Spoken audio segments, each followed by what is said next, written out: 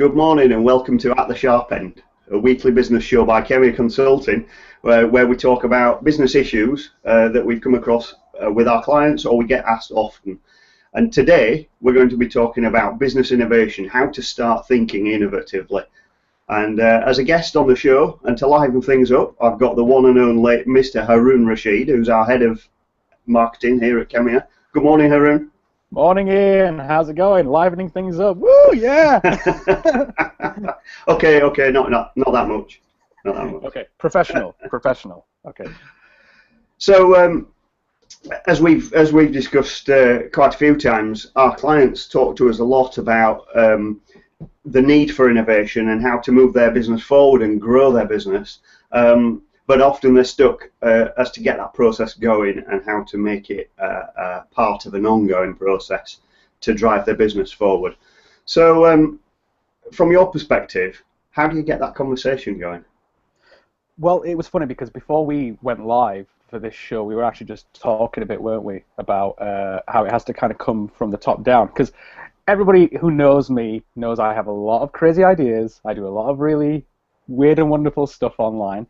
But having someone like Ian, for those of you who don't know, I work for Ian. Ian's my boss.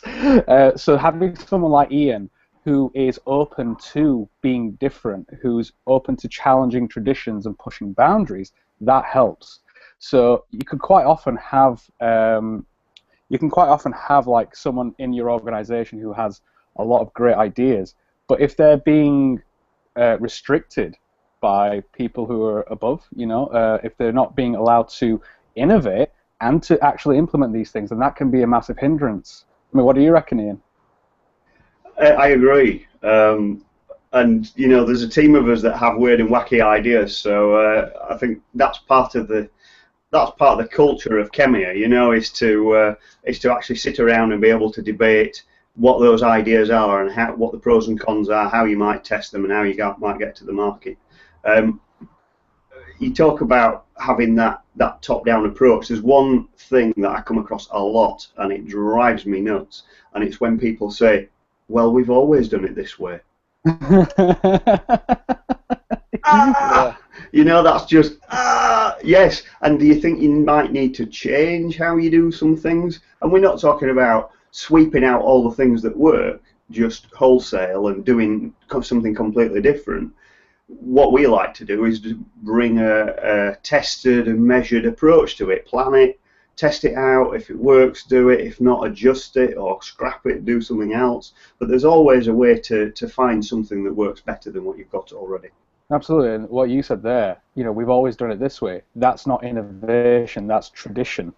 And people need to get that simple concept of, okay, if it's tradition and you want to innovate, it means you're going to have to challenge or break some traditions and just try something new. In fact, particularly with marketing, I found that with our clients, a lot of the time what you're doing is you're just trying to say to them, look, you know what, it's okay to try something and for it to fail, okay?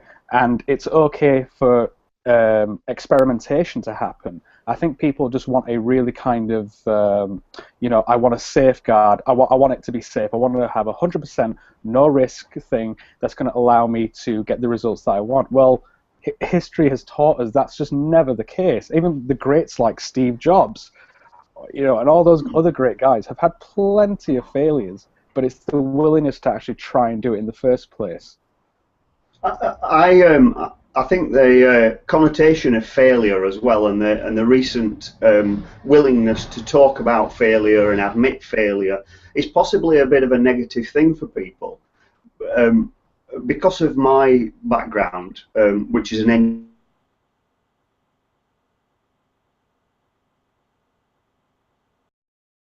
experiment, doing a test, figuring out how it worked, and finding out what didn't work and actually iterating that design. And actually, if you bring that to business, that's super powerful, right? So that methodology of being able to set up an experiment, try it out, and then find out what happened as a result of it. I mean, this is what Edison did, right? Edison did, he didn't consider it 10,000 failures, he considered it 10,000 ways of not doing the thing that he wanted to do. Um, Yeah, and, yeah. and so that's the chief the chief mindset part of being able to be an innovative organisation. I think being open to that method. Totally, and then also from a team perspective, we're a very collaborative company. It's just our culture, so we'll quite often bring other guys in and we'll say, "Hey, what do you think about this? We're thinking about trying to do this. Has anyone got any ideas?" And it's amazing when a team has that freedom. The stuff that comes out is fantastic, and I found that particularly, guys on our team like John Stevenson and Bob Wadey, those guys are really great additions to our team, and they really think innovatively. Bob is really funny as well. I mean, Bob is our head of tech, for those of you who don't know, and he's a really funny guy. And when we're trying to do videos or promos for our stuff, Bob is just like the funniest guy ever. And we've got, you might have seen, we've got Darth Vader in our videos, and we've got this, and we've got that. We were talking about blowing up a box at one point. I think we're still going to do that.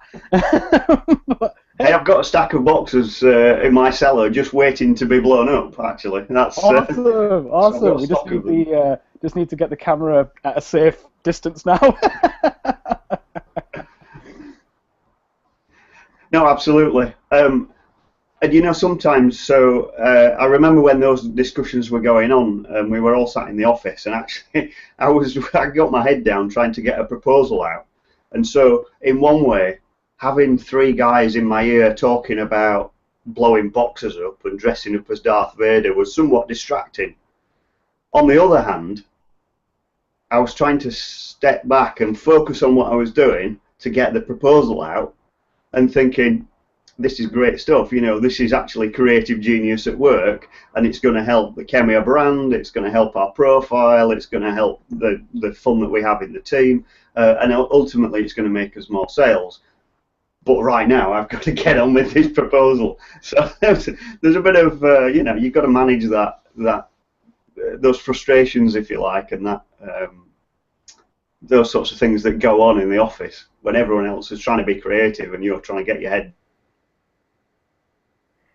Yeah, and it's a balancing act, isn't it? It's gone all quiet. Oh, here we go. It's a balancing act, isn't it?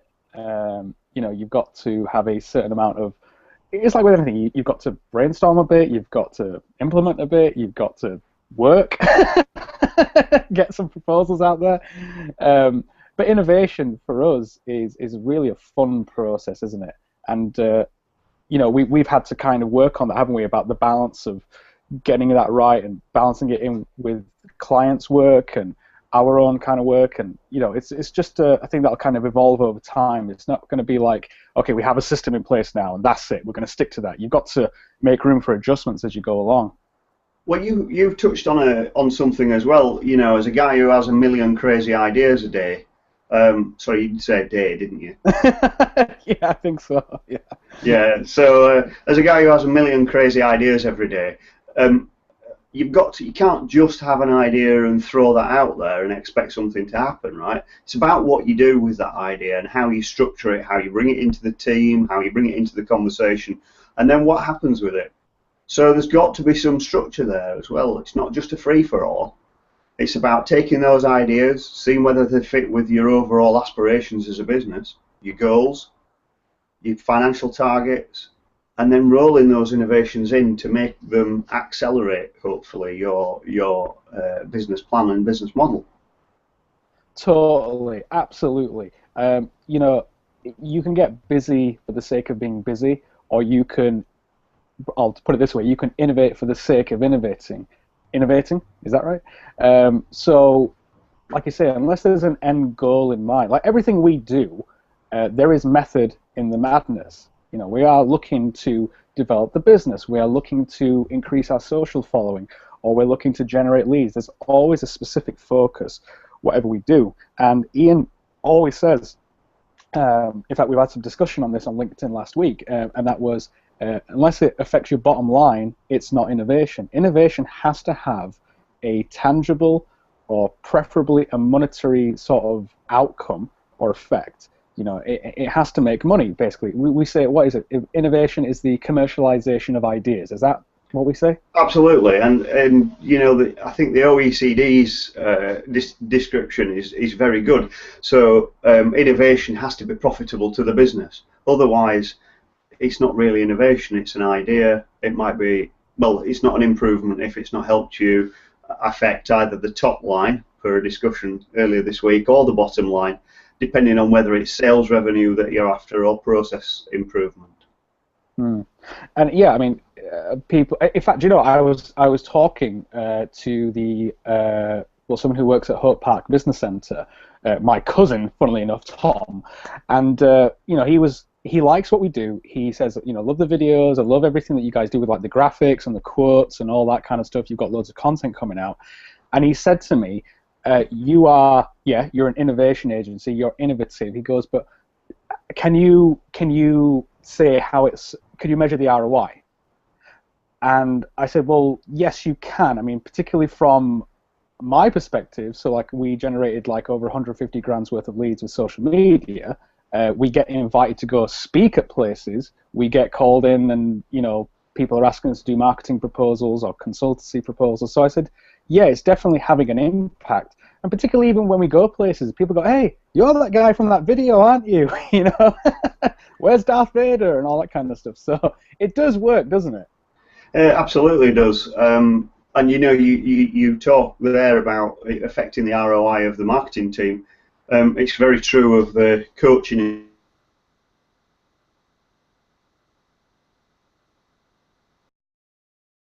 But still there is the emerging market insights team and the revenues that that's helping to generate as well. So you know, that whole process of what we do about being an innovation agency and helping bring things right from concept, model it, build it, test it, do market research on it, do the product development if that's appropriate, and then take it to market and market it. That whole panacea of services that a company needs to get a new product or a new innovation to market is absolutely engendered in what we do. So when we're innovating, you know, Haroon, I'm always saying, yeah, so how does that affect our clients? How does what we're doing help our clients? It's not just about us innovating, it's about helping our clients to innovate.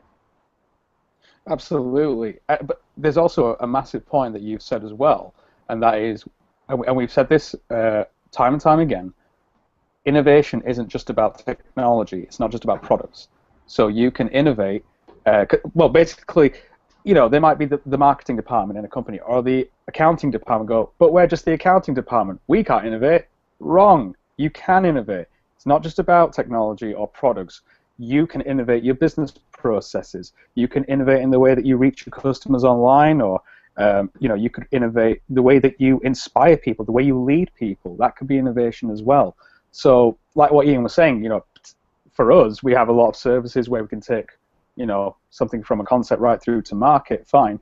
But for you guys out there who are watching this, you can innovate as well. Don't just get stuck in that kind of traditional mentality again. You can do it.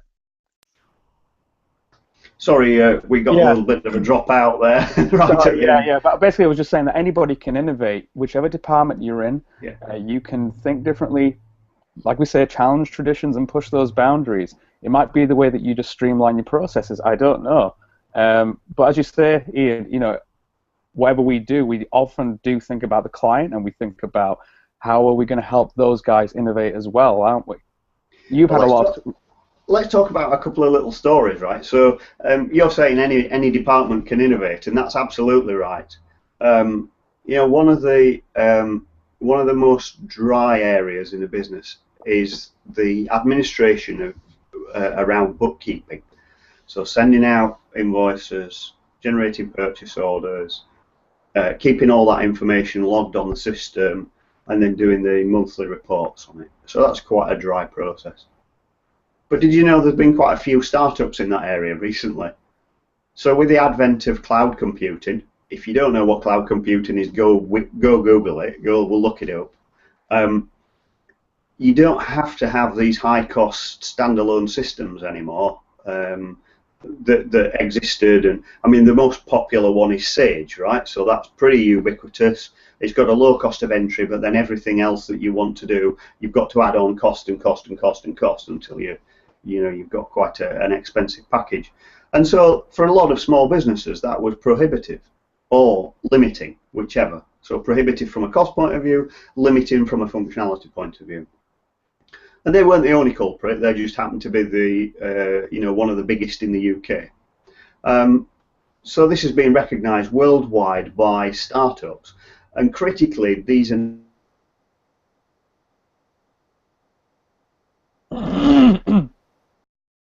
frustrations with their own accounting packages have come at it from the concept of, I want to be able to do X, Y, and Z cheaply. I want to have it available to me anytime in real time, so I want to see my finances. I want to be able to allow other people in my organisation to collaborate, and I want to be able to share it with my accountant. Right, so pretty simple, straightforward things, but yet most of the packages that were out there didn't allow that. And so people like companies like Free Agent, Xero, which is spelled with an X, it'll be in the show notes, and Cashflow with a K, all started up around that space, and there are countless others as well, actually. So it's an area that's been ripe for innovation for a little while.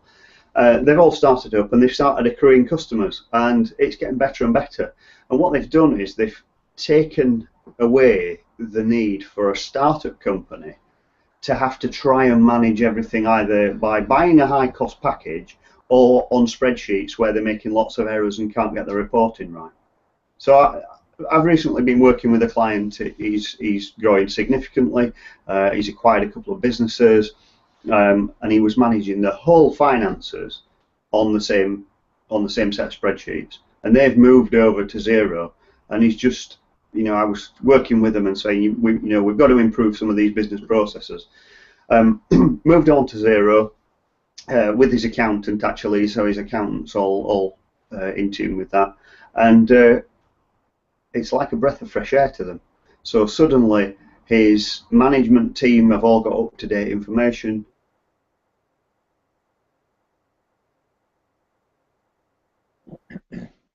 And now he's got up-to-date, real-time financial reporting and forecasting, which is critically important to a growing business. Fantastic, fantastic.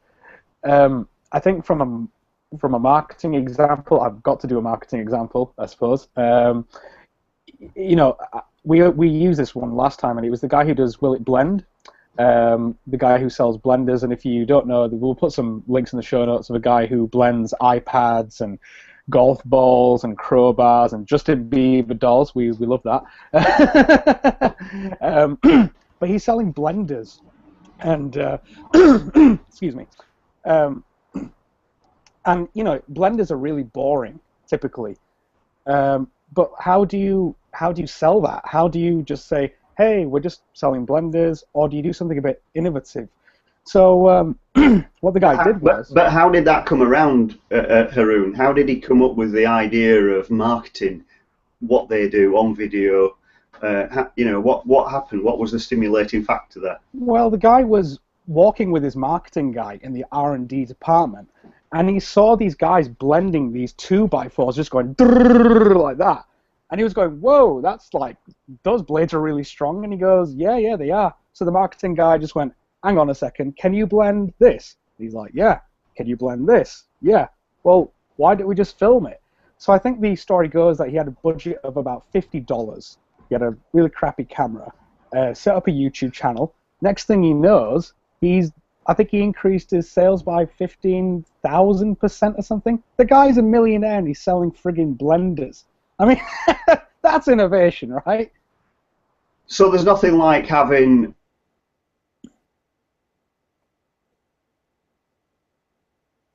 that's a very good motivator to make you find out how to do things on the cheap and things that have an impact, and discount actually the things that don't have an impact, which is one of the big things about this. The number of ideas that come out and the number of things that you need to test are countered really by the measurement of the success and the number of things that you cancel. So you know, Haroon, from what we do, that we will often try things out, and if it's not getting the desired impact for us, then we move on to something else, or we modify it, or I don't know. You might want to talk about that, perhaps. An example on that front. Agree with that. Completely agree. So I mean, things that have worked for us, definitely doing the videos. But then, like you say, we were going, all right, well, everyone's doing videos. What else can we do? And then we came up with this idea of the 60-second tip. And if you go on our YouTube channels, we've got 60-second tips. Ian's the only one with a 30-second tip. It was, very short. It's probably like, I'm in sharp, innovate, that's it, But no, it was not like that.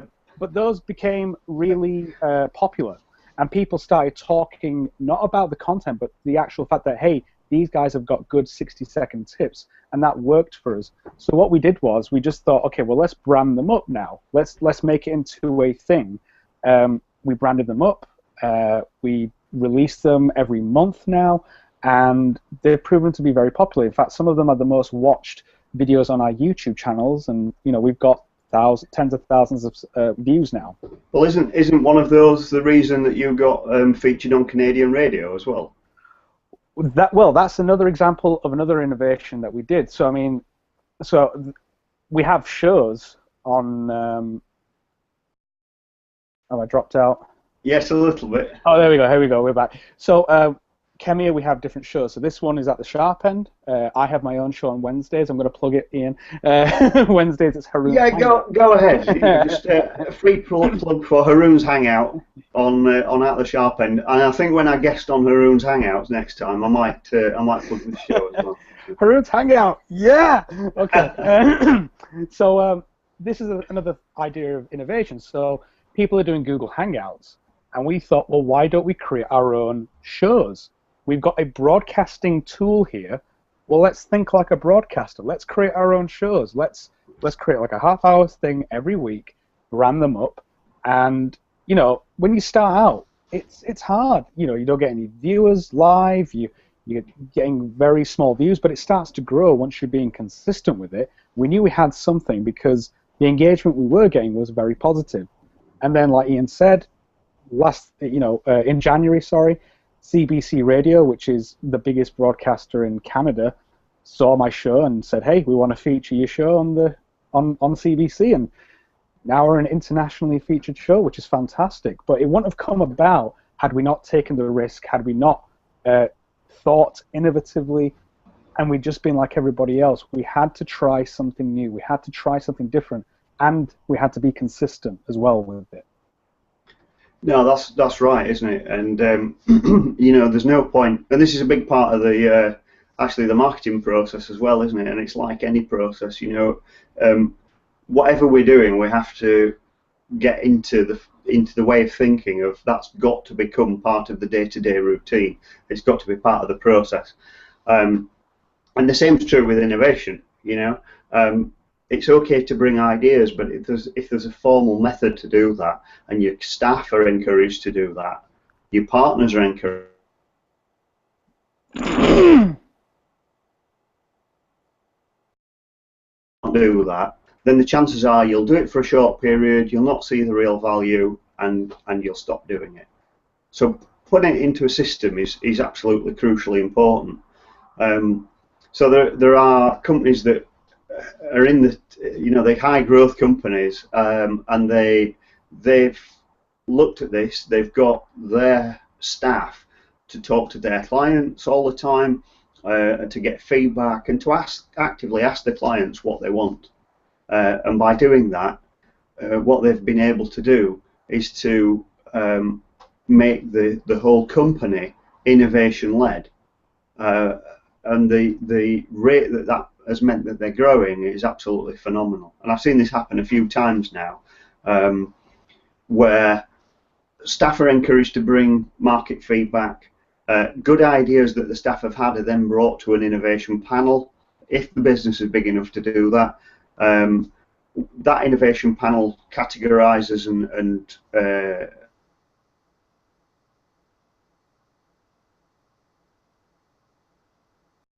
right, we'll do this, but do you want to buy into building it and testing it?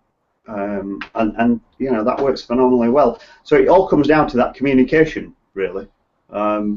If you can get that communication flow going and have a system behind it to prioritise, then you're onto a winner. And you know, that's fantastic. I love the idea of an innovation panel. And the difference there, though, is that they are placing a premium on innovation, aren't they? They're not just saying it as a business buzzword or a phrase. They're being serious about innovation. So they've gone through the effort of setting up a panel, getting people on there and saying, we're going to create a system, we're going to make innovation a big part of what we do. And you've dropped out again. Oh, all right, here we go. Basically, you know, they've placed a very big premium on innovation. They've gone through the effort of getting people involved with it. They're saying, no, we are going to do this properly. We're going to create systems, put people in place, rather than it just being a fleeting sort of idea that nothing ever happens with. No, that's right. They've recognised the ultimate value of constant innovation, and the way that drives their business forward. So it's helping them get more sales, which is ultimately the thing that powers business growth. But also, where they recognise they need to change, their staff are able to bring those ideas and actually do wholesale change within the business as well. And it's, you know, they've changed their business model recently. It works at all levels. The key thing there, I guess, is that the management team are open to having those ideas brought to them. And actually, it's important to say the innovation panel isn't just the management team. It's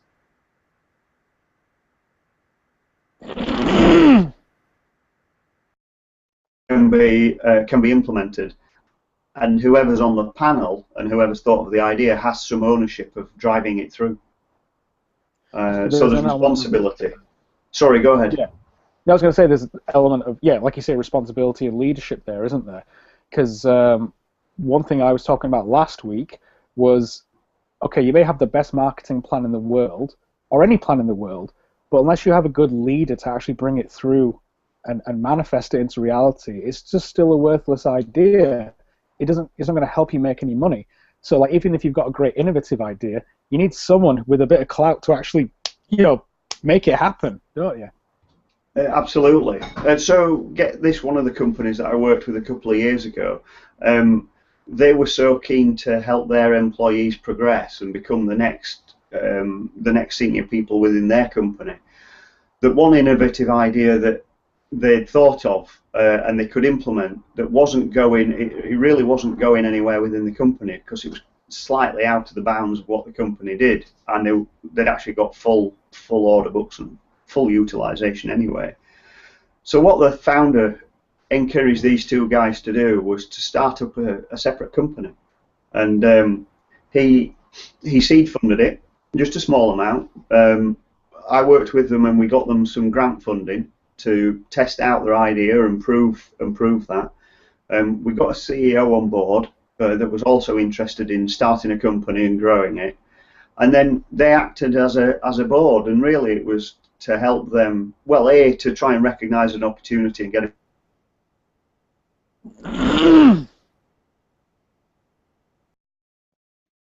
a board of directors and a chairman and all these things, understand shareholdings, before they had to do it in an unprotected environment where they were testing it for themselves. And that was fantastic. I've not met another business owner that is so proactive at trying to encourage employees to do something else. Yeah, absolutely. There's not many people who would do that.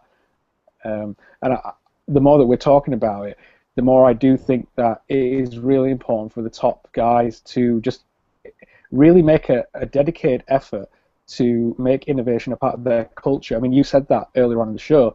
Innovation is a massive part of our culture. Everybody knows that if you're in Khemeia, you're just expected to, I don't know, think in a certain way, to do things in a certain way. We're not. We've been told we're not like everybody else. I think that's a good thing. But there's a dedicated effort that's been made to say, okay, we do it this way. We've not said, okay, yeah, if everyone's doing it that way, we're going to see what's over here. We're going to see if we can do it that way. If the answer is down there, we're going to go down there. We're going to make it work. If not, we'll just adjust and we'll see where there's another answer. You know. So thanks a lot for your participation today. What I'm going to do now is just to summarise what we've talked about. So recognising the innovation is about communication. First of all, looking at the market and talking to your team within your own business. The second thing is having a way to structure and format those ideas, and then a process to work on them, taking the feedback and adjusting what you're doing, and then ultimately rolling them into your business model.